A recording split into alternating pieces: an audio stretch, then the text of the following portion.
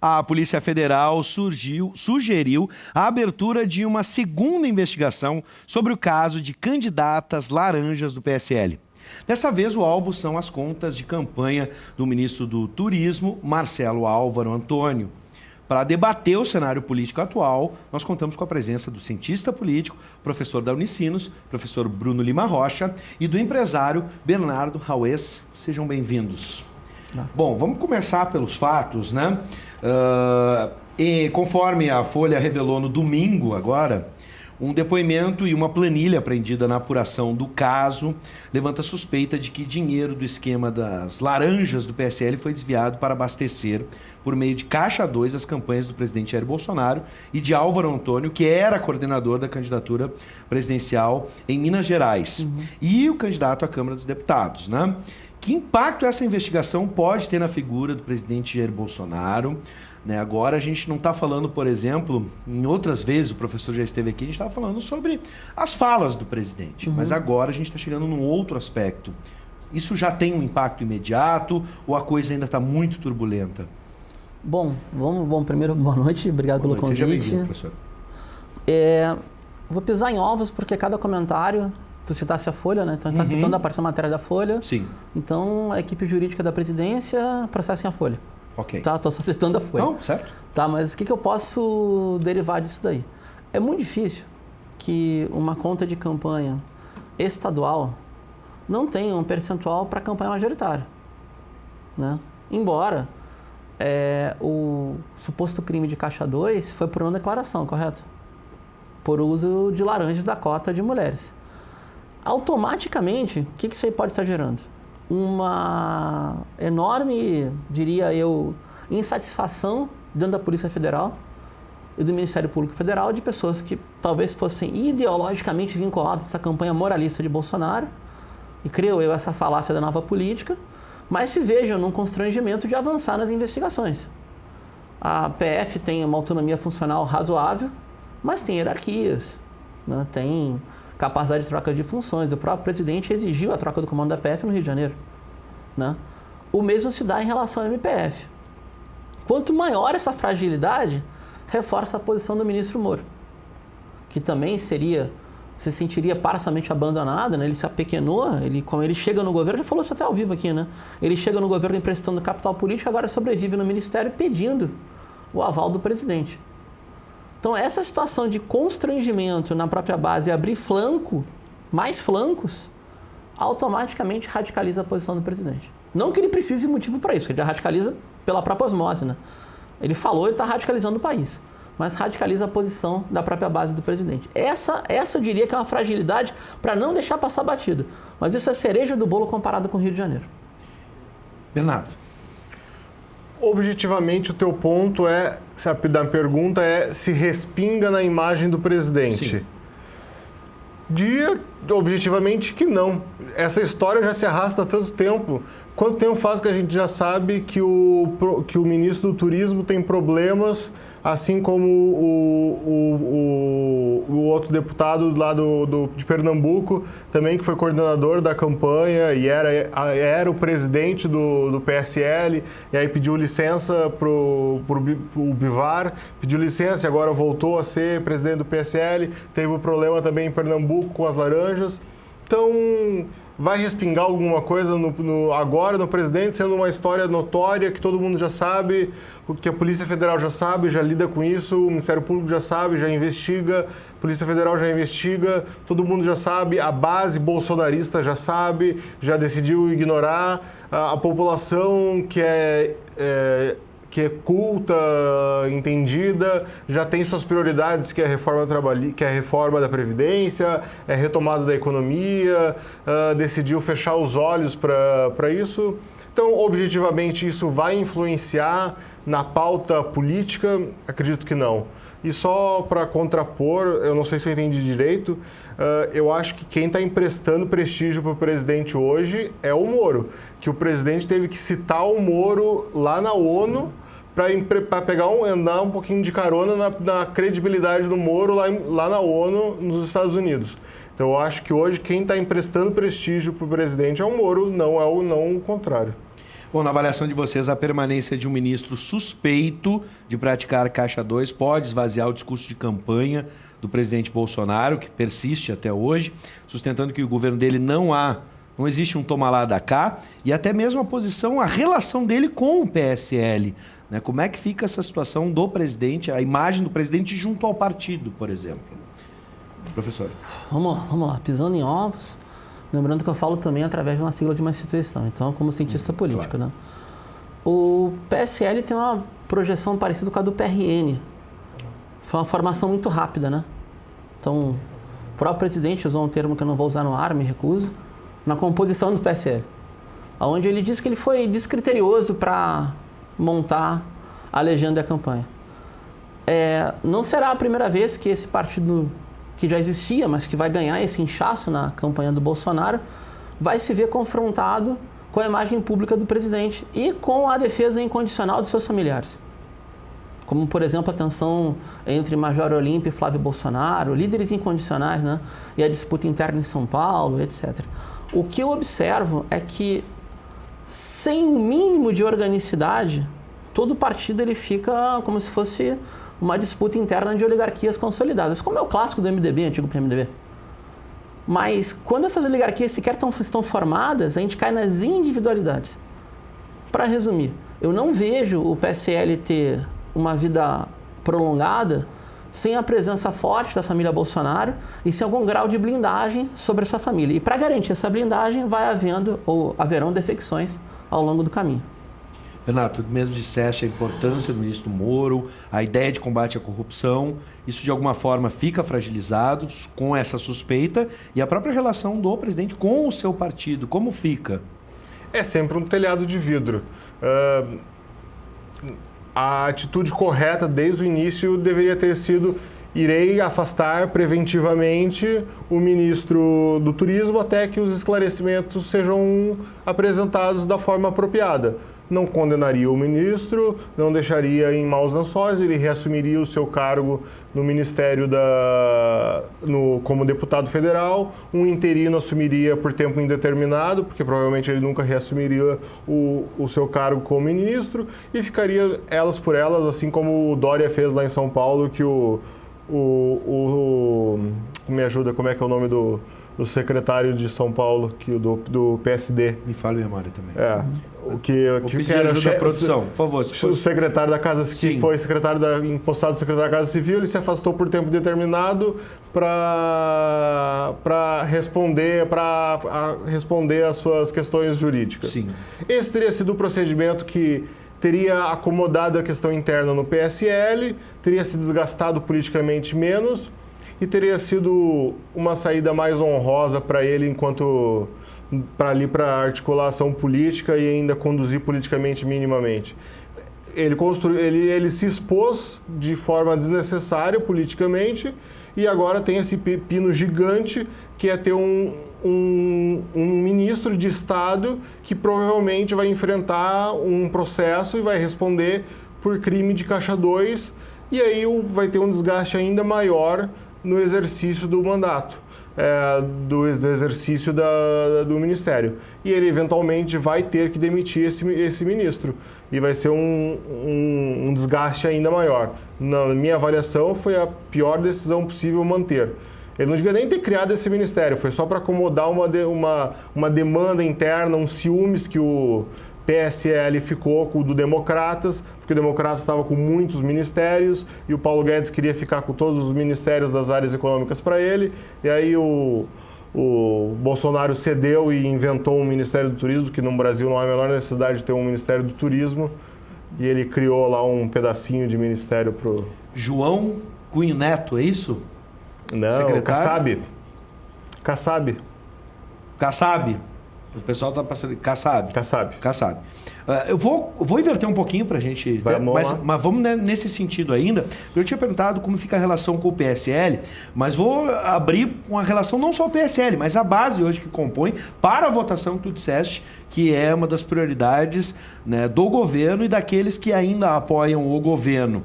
nessa ideia, essa suspeita de uso de laranja, de caixa 2, enfim, tudo isso, a permanência do ministro, de certa forma, isso pode comprometer a votação na Câmara, por exemplo, para a reforma da Previdência, entre outras coisas que estão na pauta?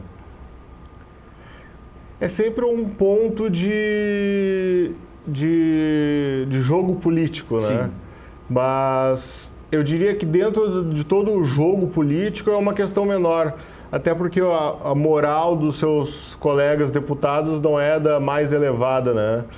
Apesar de uma grande renovação que tivemos na Câmara de Deputados, eu diria que o Caixa 2 ainda é uma prática bastante usual dentro da Câmara dos Deputados, então eles não têm muita moral para ficar ali repreendendo o ministro. Então, claro que é sempre um telhado de vidro para o presidente. Mas eu vejo hoje outras questões, como o leilão do pré-sal, que está em alta, a discussão de como vai ser a partilha ali da sessão onerosa, a questão da repactuação do Pacto Federativo, como é que vai ser a questão tributária, como vai ser a questão da tributação. Então essas são as próximas pautas que estão mais quentes na questão da divisão dos recursos e do prestígio das casas, quem vai liderar isso, né? Quem vai ser o herói brasileiro, e eu acho que é isso que está mais em voga para as vaidades, né, dos políticos. Eu acho que isso está mais em voga do que essa questão pontual do Ministério. Para completar aqui, a informação era João Dória afastou em janeiro o Kassab para que ele pudesse, né, responder sobre as suas questões que foram levantadas, as suas suspeitas. Agora sim, professor. Tá, vamos lá. Eu tô, de novo, né? Vou meter o debate político, cenário político. Toda vez eu falo a mesma coisa, né? Com quem está debatendo, na contenda, tem todo o direito de colocar todos os temas em pauta ao mesmo tempo. Mas Vi que tu questionaste a questão do Ministério também. Não, assim. é que profissionalmente eu não posso tratar temas como desenho do Estado, ativos estratégicos, qual economia política nós queremos nos próximos anos, ou colocar numa vala comum todo o sistema político brasileiro, como se fosse uma frase solta. Isso não condiz com a minha profissão, então isso eu não posso fazê-lo. Estava em aula hoje, vou ter aula amanhã, então esse tipo de... Só que eu tenho a minha reputação, isso eu não vou fazer. Então, especificamente, respondendo, Bives, sempre há um desgaste, né? A questão da moral pública, na política, ela é importante, desde sempre, a gente sabe disso, mas a moral pública, ela anda lado a lado com o jogo de possibilidades.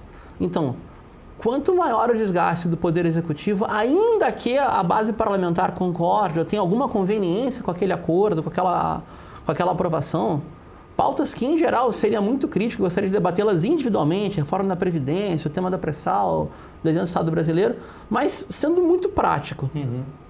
O Congresso tem uma formação que teve uma renovação razoável, mas sempre variou em 40%, mais ou menos, e muito alinhado com as teses que vigoram no Brasil desde 2015. Ainda que haja certa conveniência, confluência da convicção, a conveniência do jogo real da política pode ser mais importante. Traduzindo, emenda, posto, carga, etc. Isto não é ruim, esse é o jogo político parlamentar. Capacidade de execução de recursos e, lado a lado, né, idealização e possibilidades. É aquilo que tu possibilitas ou não na hora de fazer política. Eu duvido que qualquer parlamentar, deputado ou senador não aperte na relação com o executivo antecedendo o ano eleitoral municipal, que ao contrário do que o pessoal imagina, são as eleições mais acirradas no Brasil, com os blocos de aliança mais absurdos, por isso, na minha opinião, agora eu vou vender meu peixe também, tinha que verticalizar as alianças para moralizar o sistema político, e violentíssimas, na comparação, é o pleito mais violento que tem. Então, se não tiver possibilidade das legendas, bancadas, partidos, grupos de interesse, donos de redutos, etc., executarem, nem que seja só proselitismo, eles vão endurecer muito com o governo, muito mesmo, e vão reforçar a posição de Rodrigo Maia como seu grande intermediário interlocutor. Vou pegar esse gancho aqui, a gente está falando Maia, mas a gente pode botar o Alcolumbre também. Né? Na visão a gente tem sempre visto do ponto de vista do executivo para o legislativo. O que o executivo tem que fazer para costurar e chegar nos seus objetivos, seja ele para um ajuste junto à reforma da Previdência e coisas do tipo. Mas vamos tentar inverter a ótica agora. O que Alcolumbre, Maia enxergam do executivo? Por exemplo, vocês acreditam que eles estão tentando ter um protagonismo, especialmente na agenda econômica, por exemplo, discutindo decidindo ou tratando muito mais diretamente dos ajustes, por exemplo, de uma reforma da Previdência, diretamente nas suas opiniões, sem dialogar com o Executivo praticamente, eles colocarem suas ideias, esse protagonismo deles, vocês acreditam que existe hoje no Brasil? Tanto se fala sobre até o nosso regime de presidencialismo, de coalizão, isso e aquilo. Qual o papel deles hoje, dessas duas figuras no Congresso e no Senado? Primeiro Bernardo, depois professor. Vejamos, eu acho que a gente ficou mal acostumado durante muitos anos por esse presidencialismo de coalizão, a ver um Congresso Nacional muito diminuto, muito sem expressão, muito cooptado pelo Poder Executivo, por mensalão, petrolão, enfim, apenas como uma casa revisora de pontualmente aceitar ou negociar uma barganha a mais ou a menos, porque já estava tudo na conta da corrupção, então bastava chancelar aquilo que o Executivo passava. Mas não é desconveniente, não é desapropriado ter um legislativo forte. A gente vê o legislativo das grandes democracias, Estados Unidos, Europa, Inglaterra, legislativos fortes, combativos, que fiscalizam, colocam o executivo em xeque, derrubam o executivo, pressionam, revisam, mudam as leis, fazem com que o executivo realmente trabalhe para a população. Então, eu não vejo com maus olhos se o legislativo está dando trabalho para o executivo. Eu vejo como natural de uma democracia. O legislativo está fazendo seu papel de escrutinar o executivo, garantir que as propostas do executivo sejam as melhores possíveis. O executivo foi eleito por apenas 50% mais um pouquinho da população. Já o legislativo foi eleito por toda a população brasileira. Lá ele tem representado toda a população brasileira. Ali, de uma forma ou outra, aquilo ali está representado o Brasil. Bem ou mal, aquele é o retrato. Aqueles políticos são o retrato da população brasileira. Bem ou mal, aquilo ali é o nosso retrato. O executivo tem que lidar com eles. Tem que saber lidar, tem que saber atender as demandas do sertão do Nordeste, tem que saber lidar com as carências do Norte, tem que saber lidar com os problemas do Centro-Oeste, tem que saber lidar com os nossos problemas aqui do Sul, tem que entender que o Sudeste é mais rico e que tem outras necessidades diferentes do Nordeste, e tem que entender e saber atender essas demandas diferentes de cada um setor da população. Existe esse protagonismo, essa tentativa de protagonismo por esses dois nomes, e se existe, qual seria o interesse? Legal, só para me situar, tu me perguntou analiticamente se eu vejo esse protagonismo. E se eles, analiticamente, se eles estão se colocando nessa posição. Isso é um problema teórico, não se necessariamente eu sou a favor ou contra, isso é um problema doutrinário. Não, perfeito. Beleza, então teoricamente... A pergunta é, existe essa tentativa de protagonismo e qual seria o objetivo? Isso. Porque ali o Bernardo levanta questões que envolvem as regiões, a quem respondem, os partidos, seus interesses. Mas às vezes, em determinado momento, eu pelo menos enxergo algumas tentativas pessoais mesmo, sabe? De se colocar na vitrine. Então, só para tentar separar a doutrina de teorias, para mim é muito, muito, muito importante. Né? A bandeira epistemológica mesmo, né? Um jogo de possibilidades reais a partir do que eu estou vendo com meus instrumentos de análise. Sim. Rodrigo Maia tem uma vocação protagônica, não é de hoje, parlamentar experimentadíssimo, tem livre trânsito em Rio e São Paulo, tem livre trânsito o que sobrou, né? Fala grandes capitais, mas seria um absurdo, né? O que sobrou de capital não especulativo ou não 100% especulativo no Brasil, ele tem trânsito também, tá? E hoje ele se comporta naquela linguagem clássica da política brasileira como grande cardeal da Câmara. Porque ser cardeal no Senado é mais fácil, tem muito cardeal no Senado. O próprio Alcolumbre queria não estar à altura do cargo. Vou dar um exemplo. Essa PEC alternativa da reforma da Previdência, que atinge os estados, aonde por um passe de mágica entrou a extinção do abono das filantrópicas, da filantropia, que atinge no meio a saúde e educação do Rio Grande, por exemplo. No meio. Quem é o redator? Tasso Gereissati. Esse é o redator da PEC alternativa. Então, sim, há esse protagonismo. Creio eu que a agenda para a qual esses parlamentares foram eleitos e o jogo de possibilidades para 2022, que está aí, nenhum deles vai abrir mão desse conflito. É mais fácil essas carreiras políticas se tornarem longevas do que o PSL, por exemplo, seguir sendo partido de governo mesmo existir. Veja o que aconteceu no PRN, veja as carreiras políticas ao longo do período pós-Collor. O próprio presidente Fernando Collor voltou para o Senado. Ou seja, tem muito mais durabilidade no Brasil, a minha crítica agora, infelizmente, as carreiras individuais do que as legendas coletivas. Bom, com essa reflexão a gente encerra a nossa conversa de hoje, já deixando o convite para uma próxima oportunidade, receber tanto o Bernardo quanto o professor Bruno. Sejam sempre bem-vindos, obrigado por atenderem nosso convite.